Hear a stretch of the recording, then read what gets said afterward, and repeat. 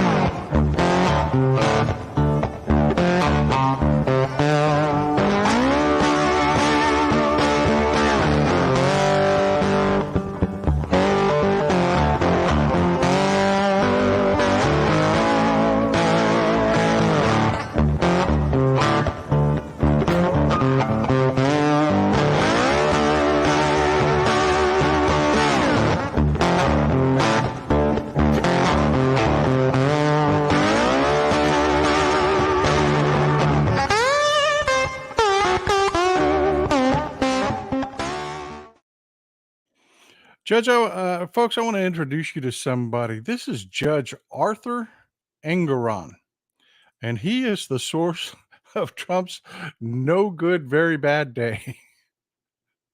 You have to forgive the pictures. That's about as big as I can get it. It's a little grainy. Judge Engeron isn't one for taking a lot of pictures. Um, so it was difficult to dig this one up in his robes. But he's just issued a ruling that is just devastating to Donald Trump. Just devastating to Donald Trump. You may have seen the news, it's been blowing up everywhere. He's issued a finding that Donald Trump has indeed, there's enough evidence there that this is not disputable in trial. It's a summary judgment, is what it's called. The judge has taken a look at the evidence in the case and said, yeah, Trump committed fraud, a lot of fraud. And as a result, we're not going to let Trump do business in New York anymore. So, over the next 10 days, Trump has been ordered to get together with Tish James, the attorney general in the state of New York, and come up with a conservator to sell off Trump Co. If you're not familiar with what Tish James has been working on and what's so significant about this case, uh, Tish James, the Attorney General in New York, has taken a look at Trump's business practices and said, "Look, guys, you have been overinflating assets to get loans. That's fraud. You've been underestimating the value of your property when you pay taxes. That's tax fraud. Uh, I'm sorry, but we're going to have to go back and take a look at this. This is fraud, period." And a lot of people were kind of taken aback by the fact that Tish James decided to go the civil route when she looked at this. She didn't look at it. She's not being prosecuted criminally, but it is just as devastating for Donald Trump. It is as we've seen with this ruling by Judge Engeron yesterday. They have pulled all of Trump Co.'s business licenses.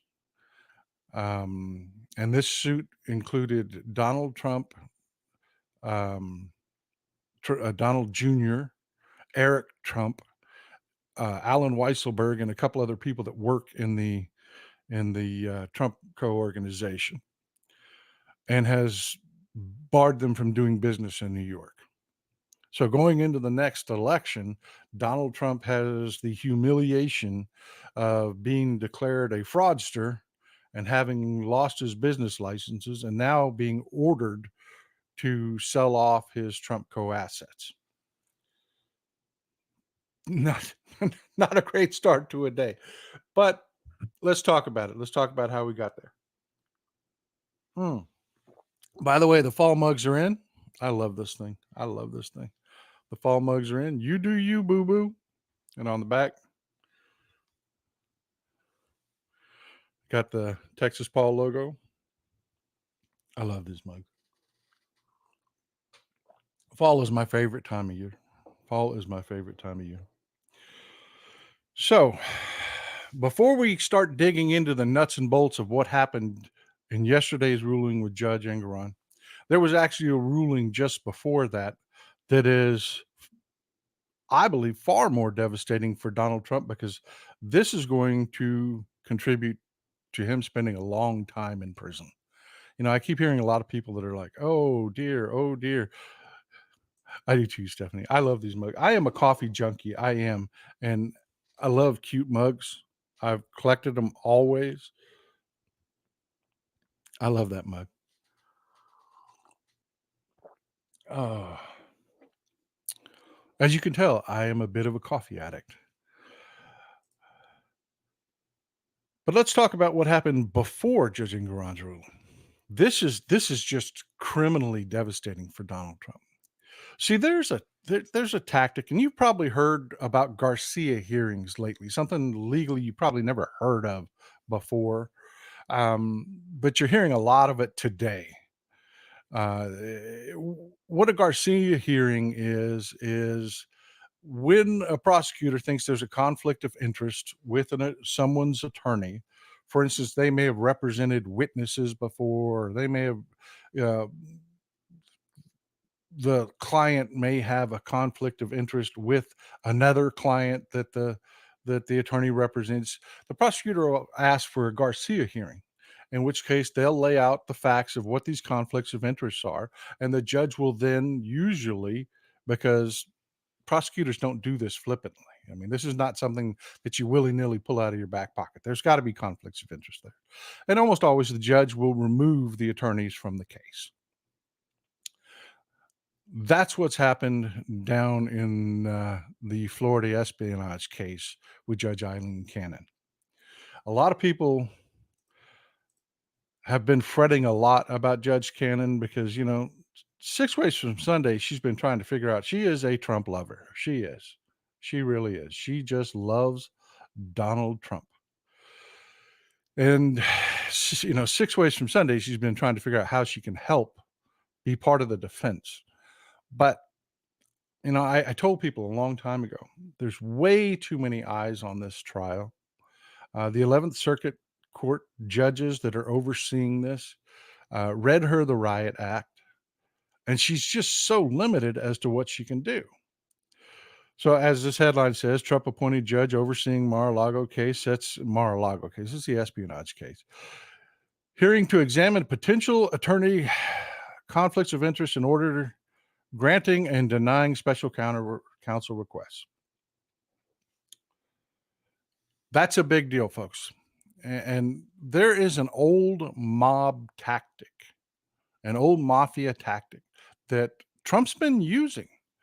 You remember Cassidy Hutchinson that's made a lot of news lately with stuff that she's come out and said in her book that went on, a lot of salacious things inside the Trump White House. Well, she was represented by an attorney paid for by Trump's PAC. And that attorney, she has alleged, told her to get a bad memory really quick. Just, you don't know nothing. And that's the problem. That's the same thing the mob used to do, was that they would pay for everybody's attorneys, and then that attorney represented the interests of the mob, not the individual clients. And that's what Trump did. And he's doing that with Walt Nada, his assistant, and De Oliveira in the espionage case. He's paying for their attorneys. Their attorneys are being represented by people that have represented potential witnesses in the case. And Judge Cannon has finally called for a Garcia hearing on October 12th, in which case both Nada and De Oliveira will lose their attorneys and have an attorney appointed for them, and you're going to see them flip like Yuscil Tavares did. The minute Tavares got another attorney, was advised just how bad this case is, that they're going to go under the bus, that Trump's going to throw them under the bus. He came to Jesus, he saw the light, and started to testify as to what really went on down there, which has really broken this case wide open. So Trump is going to lose Nada and De Oliveira as allies because he is no longer going to be paying their lawyers. And that, folks, is huge. It is just huge. Trump is going to jail, not just for what Fonnie Willis is doing down in Georgia, not just because what Jack Smith is doing on the January 6 hearings, not just because what Alvin Bragg's doing up in New York City, and not because he's going to be broke by the time Tish James is done with him. He is also going to jail over what's being, the court case down in Miami, the espionage case that is being overseen by Eileen Cannon. And I've told you folks, there's only so much she can do. And, while she's tried it, even, her, well, let's just call Trump her client, is guilty as hell. There's only so much you can do. So yeah, before the Judge Engoron hearing, yeah, Trump was hit with that, and he is losing his mind on social media. He is just going absolutely nuts.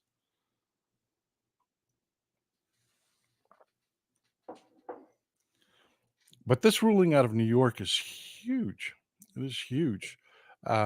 He's finally been called down on the carpet of some of the crazy stuff he's done.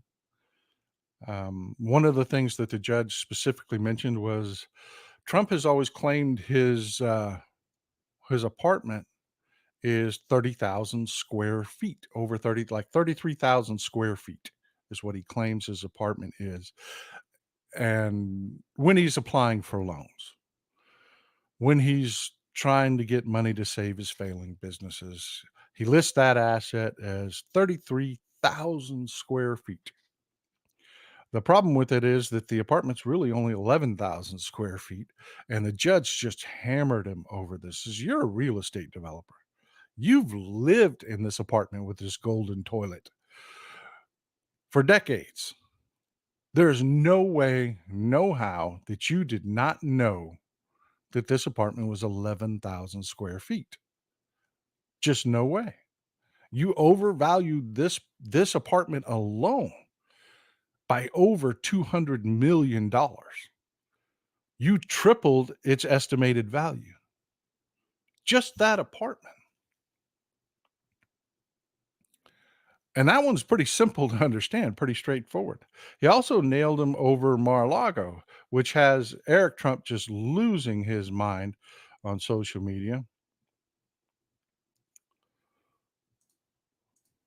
You got Eric Trump just railing just all over the place. He's probably put out 24 posts.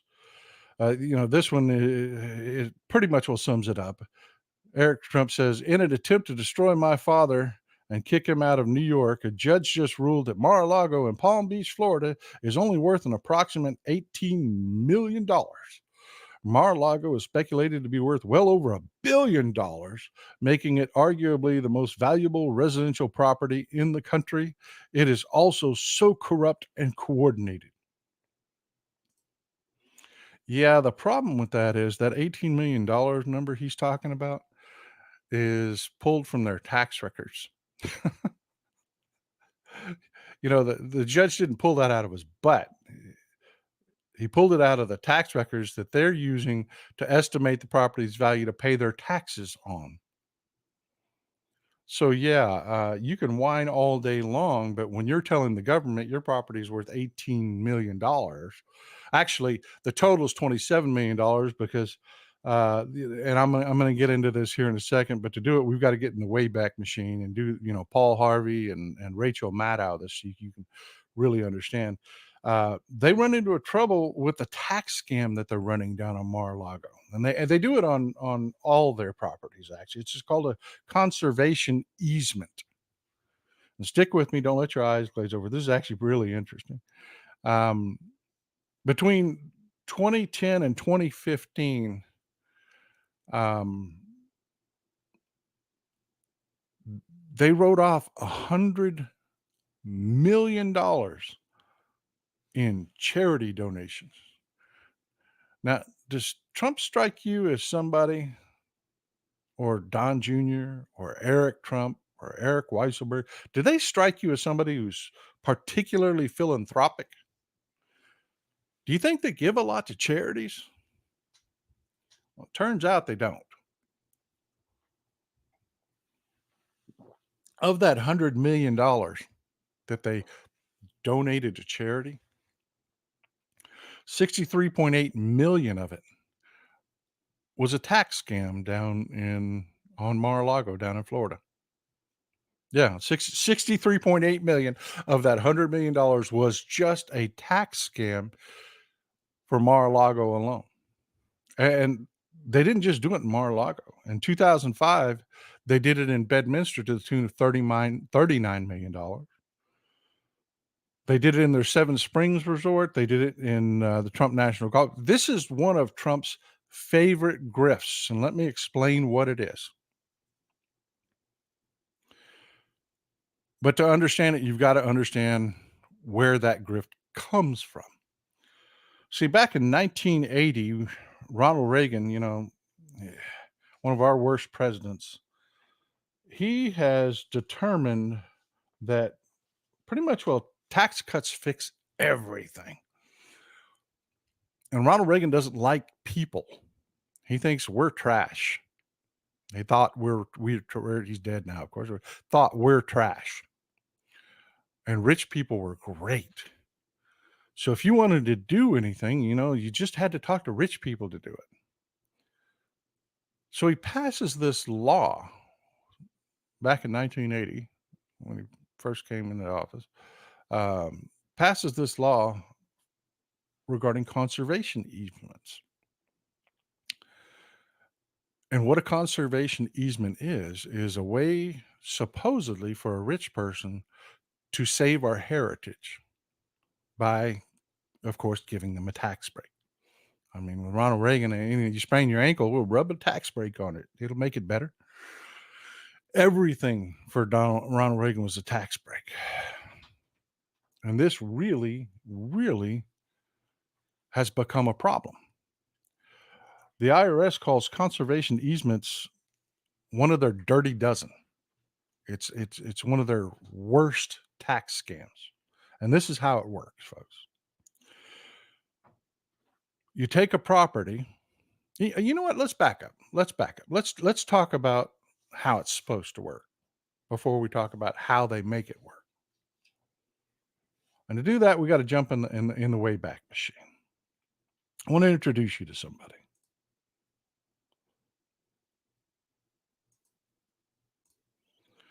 Does anybody recognize this woman? That's Marjorie Merriweather Post.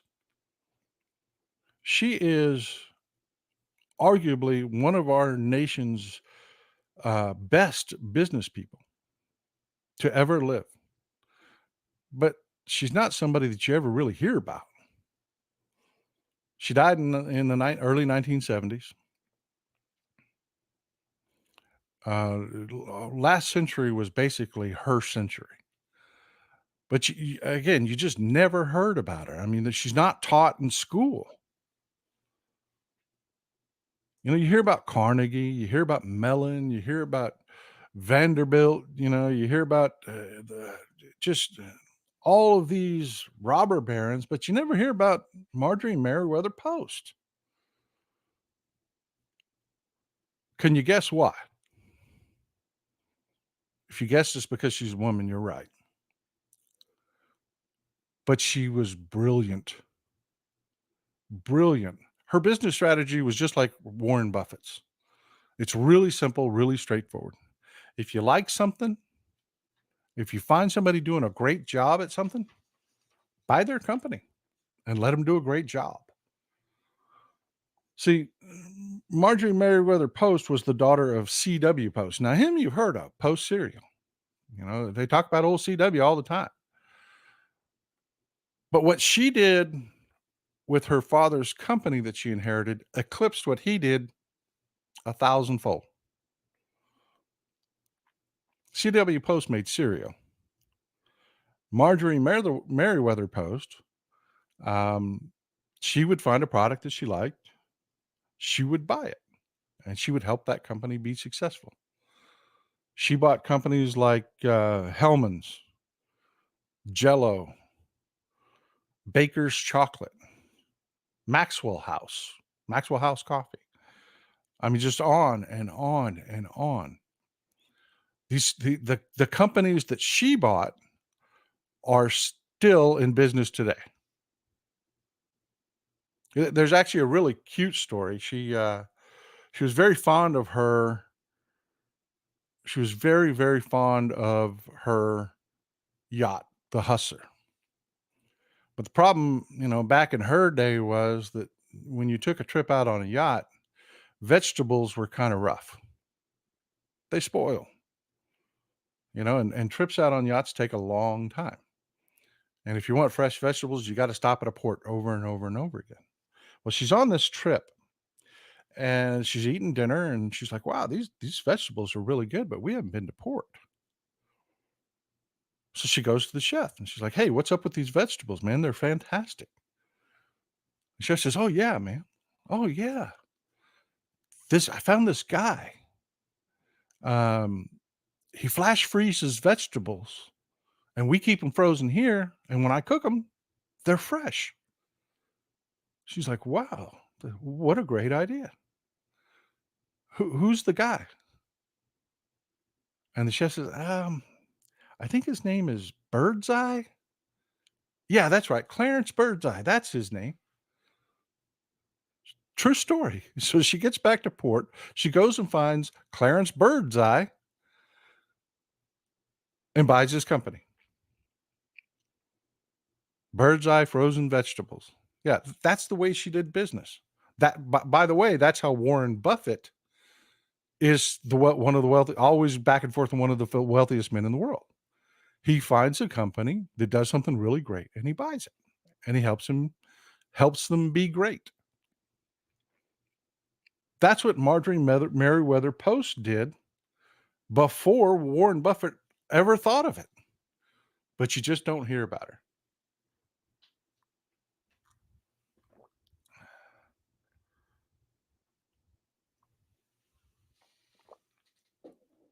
And she's a person of substance. She always has been. Hell, she even married well.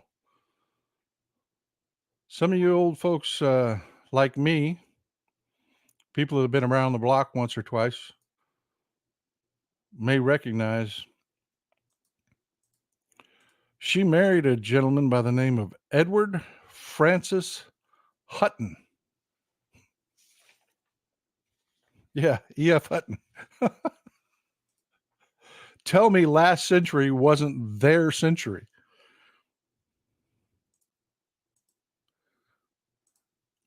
But you just never hear about him.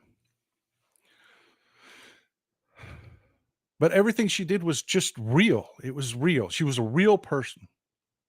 She bought companies because those companies were real. That's just the way she rolled. And when they decided to build a house down in Florida because they just really loved their yacht. They really did. They loved spending their time on their yacht. She loved being outdoors. She built down in Palm Beach County. And she built a beautiful, opulent residence you now know as Mar-a-Lago. That was her home. It was a single family residence. I love that, Paul. E.F. Hutton. When E.F. Hutton speaks, people listen. Yeah, you remember you're dating yourself, man. You're dating yourself. Um, so yeah, Everything about her was authentic and real. Compare that to Donald Trump. His granddaddy ran a brothel. His daddy was a slumlord. They weren't particularly well-liked people, and he was nouveau riche. So what did he do? First of all, he tried to impress people. Look at that gaudy casino that went under. He builds a New York apartment, puts gold all over it. It's the grossest thing you've ever seen. I mean, literally a gold toilet. It's just gross. He doesn't understand what wealth is. He doesn't understand what class is. So back in the 80s, when Mar-a-Lago comes up for sale, because Marjorie Merriweather Post had passed away in the 70s, early 70s, and given it to the government. Thank you, Lynn. Money can't buy class. Donald Trump sees Mar-a-Lago, and he can recognize, okay, that place is classy. And it is. It is. I will tell you, it is beautiful and still beautiful to this day, even though some of it looks like just a 1980s throwback. Um, but that was the style of the day. That was the style of the day. When Marjorie Merriweather Post built the place, she built it to be beautiful. The entry doors are just gorgeous, massive carved doors that are still there to this day. And the reason it's all still there to this day is Trump's tax scam. He did it to himself. The conservation easement tax scam. See, Palm Beach County, they're pretty serious about maintaining their history. And Mar-a-Lago was a huge part of that. It was a marquee location. It was a marquee property, and they weren't going to let Donald Trump just come in and do something filthy and gaudy with it. They just weren't. So their preservation society told Donald Trump, no, you can't do anything with it. You've got to keep it a single family residence. You can't, make it some nasty club where, the nouveau riche hang out. We're not going to do it. So Donald Trump said, look, I promise you, I won't be me. I won't do what I always do. And to prove it, I'm going to give you most of Mar-a-Lago to put it into a conservation easement.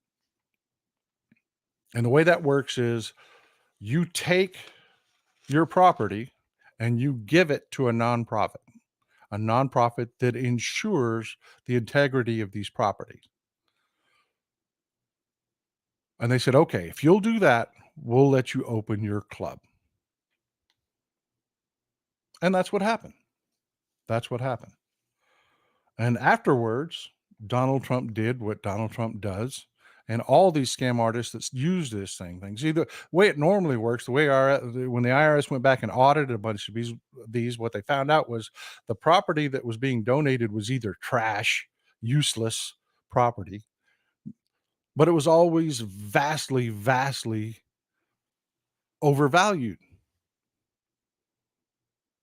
But since you gave this property to a nonprofit, you can then, thanks to this 1980s tax law, write that off on your personal taxes. And that's what Donald Trump's been doing. See, when it comes to paying his taxes down in Palm Beach County, well, they only estimate the place today to be worth about $37 million for tax purposes. And everybody else estimates the place to be worth about $70 million because it's a business. And Donald Trump did that to himself. It's no longer a single family residence. And that's the problem with what one of the problems with what Eric Trump is trying to convince the idiot maggots, because he's throwing up in that screed of posts. He keeps putting single family residence up, saying, "Oh, look, this one's up for 39 million, and it's not nearly as big as Mar-a-Lago. This one's up for 40 million, and it's not as big as Mar-a-Lago." Well, the problem is it's not a single family residence anymore. Because of their tax scam, it's a business.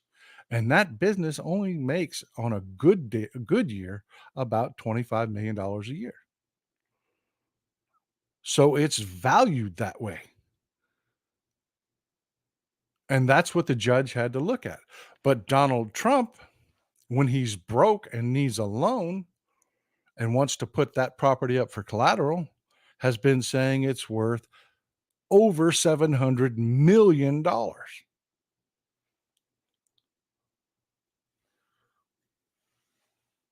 And that's the rub. That's the rub. On taxes, undervalue it. When you need a loan, value it at some insane overvaluation. And you're going to love this. Donald Trump's argument in court, one of the things that the judge wrapped his knuckles for, Donald Trump argued he could value Mar-a-Lago at any damn thing he wanted because, get this, and he testified to this in his deposition, he could get a Saudi to pay him anything he wanted for that property. All he'd have to do is name his price. Talk about a confession. Laura Lavina Coco says, "Wow, the history behind the content is amazing. Texas Paul has always had one of the best content." Well, thank you. I appreciate that, Lavina. I do. I appreciate that. I work hard to try to get you the rest of the story and tell you what's really going on. So, are you clear with that, folks? It's really simple. Now, you undervalue for taxes, you overvalue when you get a loan.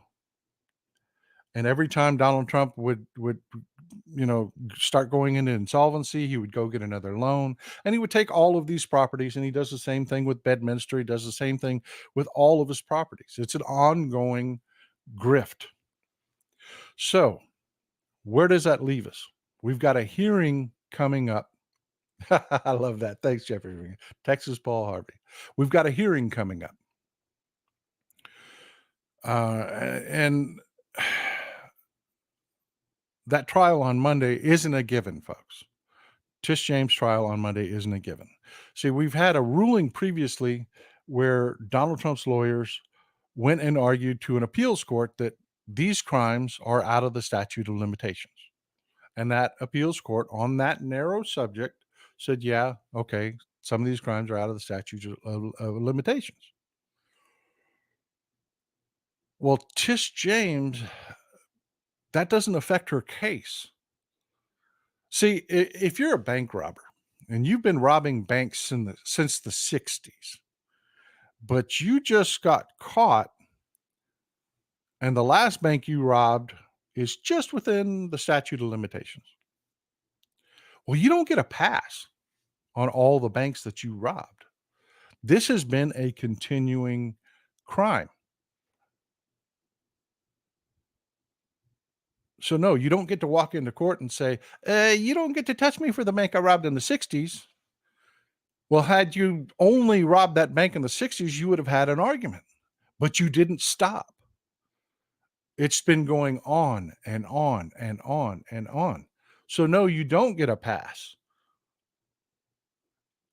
And that's the argument that Tish James is going to make, and she's going to win. She's already, Judge Engoron has already accepted that this is what's going to happen. Trump's attorneys have filed an appeal, which may delay the Monday hearing. What they're saying is, well, wait a minute.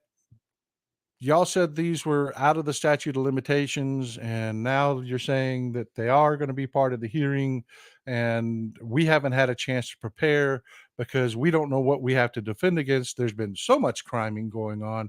We don't really know what we're going to have to defend against, and it's not fair to my trial. And they very well may get a delay. But the appeals court isn't going to strike down this case over their argument. They're just not, for that simple reason. Trump has been doing this forever. The IRS is going to tear him to shreds now that this is all in the light of day. This is an easy one for the IRS to pick up. And again, statute of limitations doesn't mean that you get a pass for everything you've done when you've continued to commit that crime. If you've been murdering people for the last 40 years and they arrest you as a serial killer, they don't say, "Oh, well, only one of them, you know, one of them counts. The rest of them don't count." It doesn't work that way. It just doesn't work that way. So yeah, Trump is screwed. Trump is absolutely screwed. And Trump's lawyers have been sanctioned also. The ridiculous arguments that Trump made in court were so out there and so far beyond the pale that Judge Engoron actually rapped Trump's lawyers on the knuckles and said, "You knew these arguments were not legitimate arguments, and you let him make them anyways. Shame on you. Shame on you." So Chris Keiss, his attorney, is going to be sanctioned also, and we're going to hear what those sanctions are. The judge has already ordered that all of Donald Trump Jr.'s, Eric, Alan Weisselberg, everybody basically but Ivanka. Ivanka was smart enough to keep her distance. She may have been a face, but she was never involved with any of the company's actual machinations. So that may actually, folks, be an avenue for them to do business in the future if Ivanka's stupid enough to get her name on any of this paperwork. But right now, she got a pass. She's out. But everybody else has lost their ability to do business in the state of New York. And in 10 days, they have to come to an agreement on a conservator, a judge that will be appointed to oversee the dissolution of Trump Co. and its assets. So, yay!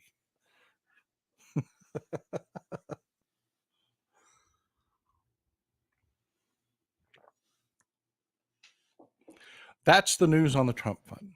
That's the true news on the Trump. If you got any questions, we'll hit it at the round table at the end of the show. There's more going on, though. I mean, there's just a lot of good news. A lot of good news. We have Joe Biden has joined the UAW in Detroit.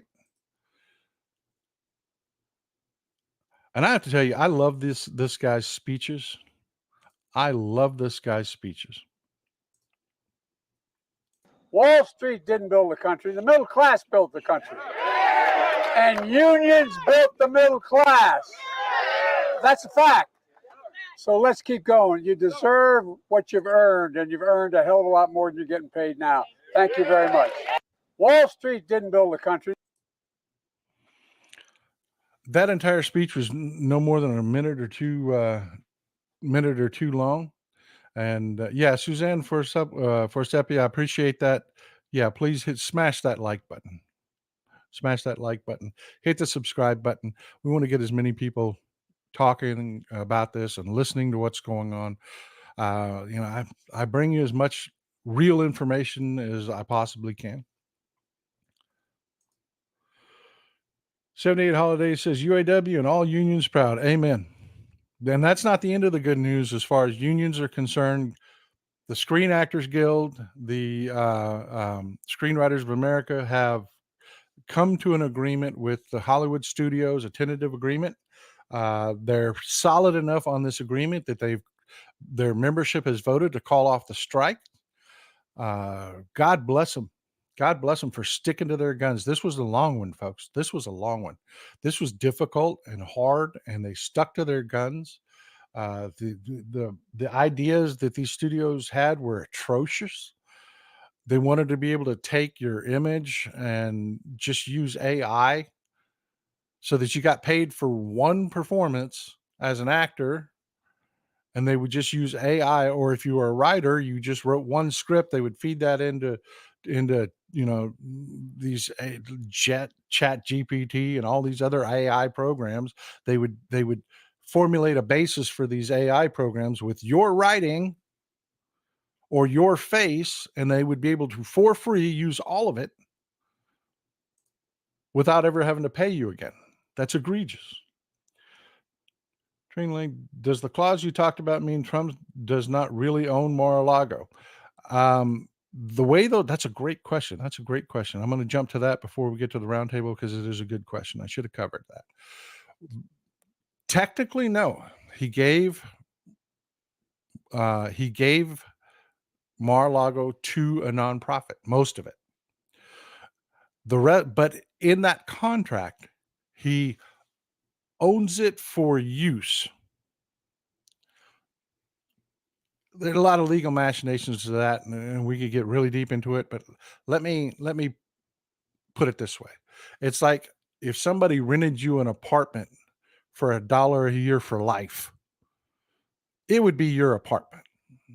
But you're limited. You can't knock down the walls. You can't. You're limited as to what you can do in that apartment. That's the same situation Trump is in Mar-a-Lago, which is why the valuation is only $70 million. That and the limited amount of income he brings in off of it. Anybody that were to buy the place is subject to those same limitations. And here you've got Eric Trump and all of them trying to say, oh no, if it was a house, it'd be worth over $1 billion. It's worth over $700 million. It's worth over all these crazy numbers. Well, yeah, all these other houses that he's listing don't have these limitations. They're single family residences built in the modern era that you could do any damn thing you want with. You could knock that house down and build an apartment complex, get it rezoned, and make a ton of money off that lot if you wanted to. Trump doesn't have that option with Mar-a-Lago. He can't do it. That's a great question. Thanks for asking. I love you folks. You are the best audience. You are the best audience. So yeah, we've got and compare. You've got Joe Biden goes to Detroit, stands with the union. Donald Trump is going to a factory today that is a non-union factory to make an appearance at a non-union factory to try to pitch to auto workers, and the auto workers are having none of it. I can't post the posts that the auto workers are putting up about Donald Trump because they're pretty straight on, pretty fast forward. You can just see they're not buying it. They're not buying it. Oh man. So yeah, we've got a real president doing real work, really representing people. And the unions, God bless them, have been sticking to their guns and doing right by their people because what was going on with the actors and the writers was horrific. I'm going to hire you for one performance and steal your ability to make a living for the rest of your life. No, no, no, that's not going to happen. Roderick Berry, thanks for the comment, man. Thanks for the support. Roderick Berry says, TYSM, thank you so much for you and Mrs. and the Mrs. with your insight and perspective. Enjoy it, big dog. I am glad you're here. I love talking about this stuff, folks. I love doing this with you, and I'm so glad that we get to. I'm a motor mouth. I just love talking about this stuff. And the more interesting it is, the more history that's in it, the better. So yeah, back to Joe Biden. You got a president that's standing with the UAW. You got another a guy that wants to be president again, which we can never allow to happen. That goes to a plant with no union. I mean, just compare those two, folks. Just compare those two. Look at the words out of Joe Biden's mouth. Look at the words out of Donald Trump's mouth.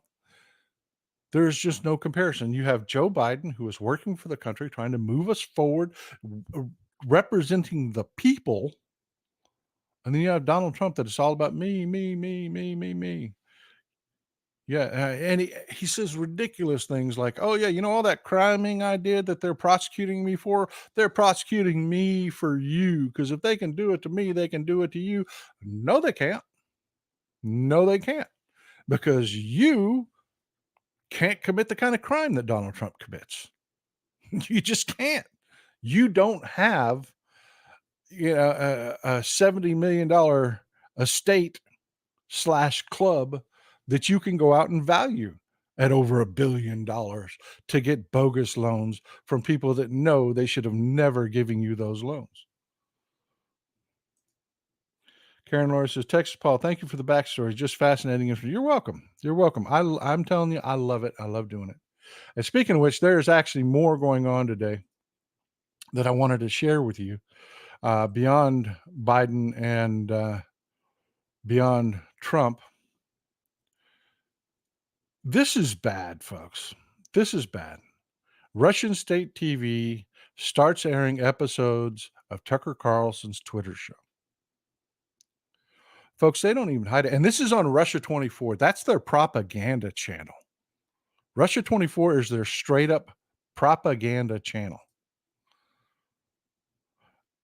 And it's just insane. It's just insane that there's any support for this party at all. I mean, I swear to God, folks, I really believe, because, just because we stopped putting lead in our gas and, doesn't mean it left our plumbing. It didn't. There's a guy that I love to follow. His name is James. He's got an account called Well and Septic Life on TikTok. You should look him up. He's also on YouTube. He does shorts on YouTube. If I can, I'll look up his YouTube thing. I'll put it in down in the comments. But yeah, he talks about that. He's got a business where he deals with septic and well issues, and anytime they come up with a well issue that has lead, they take a look at the plumbing in the house, and if there's lead in the plumbing, he immediately goes to an at cost basis, not a cost plus. This is just a service that this man, who's had a successful business, does for the people that live around him. He'll get to a house that has a water heater. They'll test the solder for lead. If it's got lead in it, if there's lead in the water, he says, look, I'm going to give you a quote. This is what it costs. And that's all you pay. Just the material. We're going to have to put a new water heater in here and replace some of your pipes.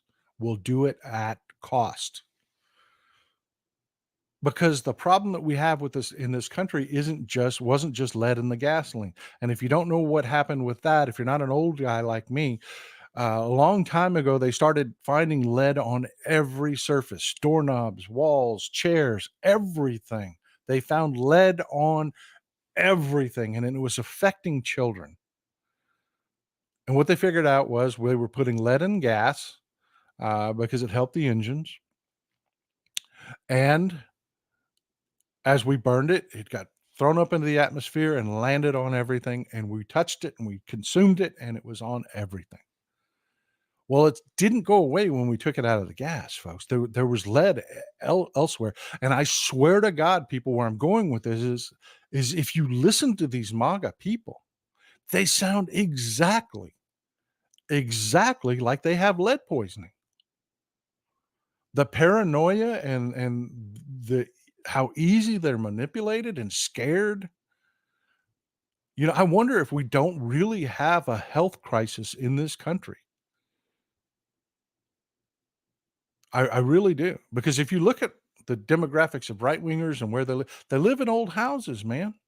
They do. They live in old houses.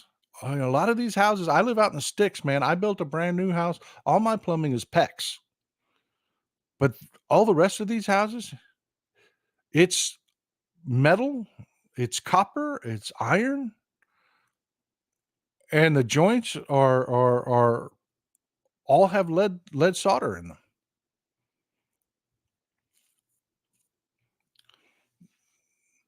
There's just lead everywhere, and I think these people are really we may have a crisis on our hands that I don't think people really wanna look at because it's so damn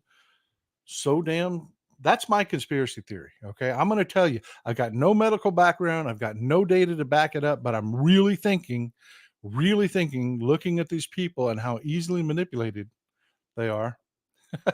Diana Turner says, "Maybe that's what's wrong with my" have them tested, Diana, have them tested.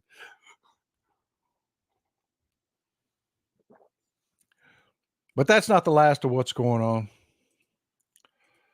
Right wingers have lost their ever loving damn minds. Taylor Swift just got a bunch of people to go out and register to vote. She just mentioned it in a concert. This, if you if you're not a Taylor Swift fan or paying attention to what Taylor Swift does, you have no idea how much sway this woman has. Don't mess with Swifties. Swifties will cut you if you talk bad about Taylor Swift. They love her. So at a concert, she mentions, "Hey, you should get registered to vote." That's how you make these people pay attention. Same thing that we're screaming all the time. That's how you get these people to pay attention to you and the issues that are important to you. Go get registered to vote. From that one announcement, how many people do you think registered to vote immediately in the days follow? 35,000 people went out and registered to vote because Taylor Swift said, yeah, Bridget McKinney, 35,000 Gen Z just walked out there and got registered to vote just because she mentioned it once. And the Republicans are losing their damn minds because she said, let me expand this so you can see this a little better. It's a little difficult to see. But you got this guy, Nick Adams. He's one of the right-wing turds in the punch bowl. He says, raise your daughters to be classy like Lauren and this isn't old, folks. This is yesterday. Raise your daughters to be classy like Lauren Boebert, not trashy like Taylor Swift. I mean, my God.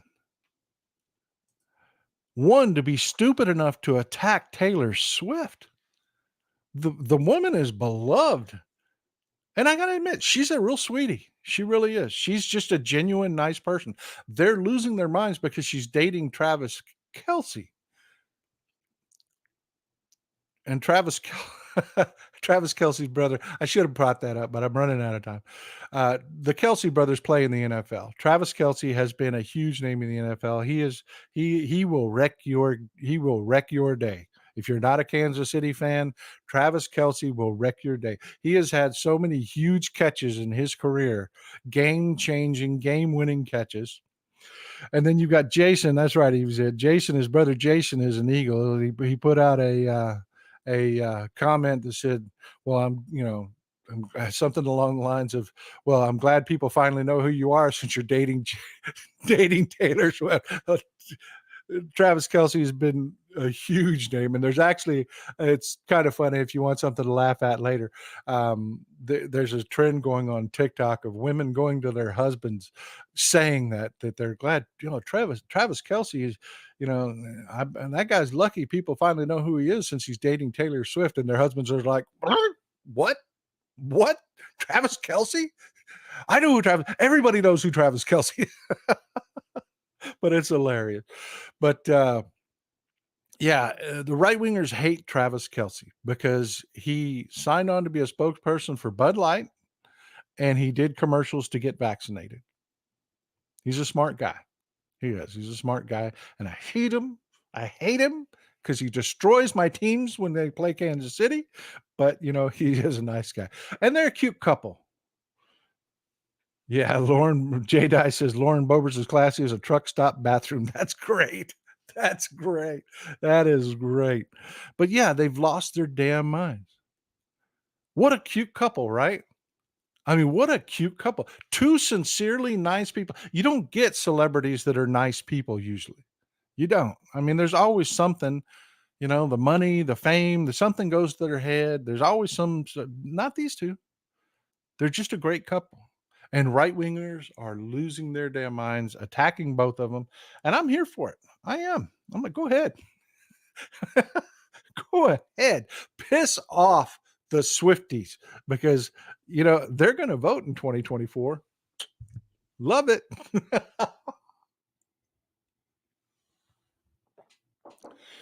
Oh. Well, folks, we're down to, we've got a hard stop today because, we've got a lot of sparklers and a lot of the Tony fam in the audience, and I don't like to run over and make people have to choose. I'm just courteous that way. So we got about 5 minutes left. Let's get into the roundtable because, we had several shows where we just didn't get to have a roundtable because I just ran too long. I love talking to you folks. I do. So I'm going to slam the brakes on and let's do a roundtable. Any comments or questions that you have, throw them out there. And Foggy Ozark, as always, calls me on the carpet and makes me tell the truth. Foggy Ozark says, well, they're dating, not a couple yet, per se.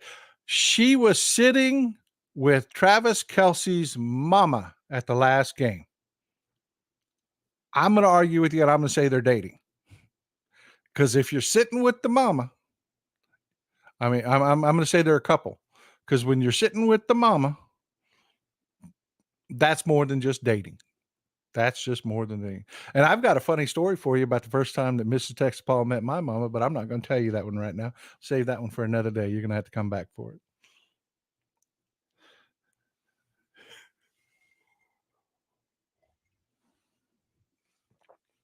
So Foggy Ozark, I disagree with you. I think they're a couple. Yeah, they do. They seem like a couple good guys. Jason, and they're great football players. They're great football players.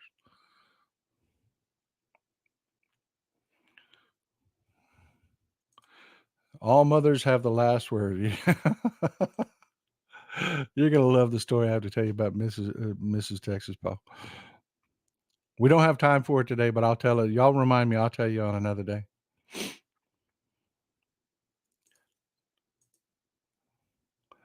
Amen. Crystal Nobody says, once you meet the parents and hang with them, you're a couple. That's right. I think that's like the barrier right there between dating and a couple is when you take him home to meet daddy and he takes you home to meet mama. That's it.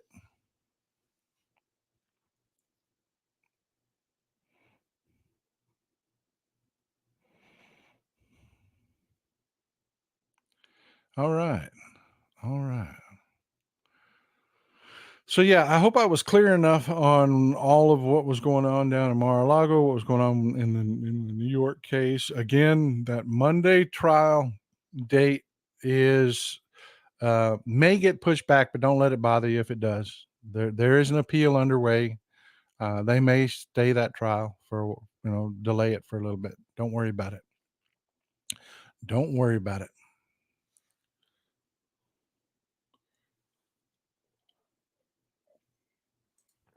They were up in the box together, Foggy.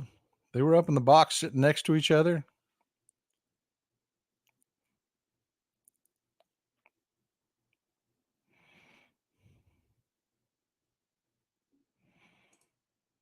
Teresa Wells is a great comment. How does a supposed billionaire pay zero in taxes while I, a 62-year-old disabled woman, and my hubby pay $2,000 to $3,000 in taxes?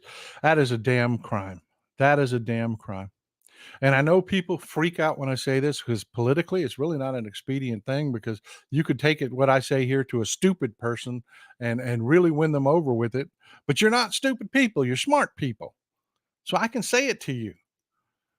There was a reason we had a 70% tax bracket. There was a reason we had a 90% tax bracket. If you think idle hands are the devil's play toy, you ought to see what idle billions do.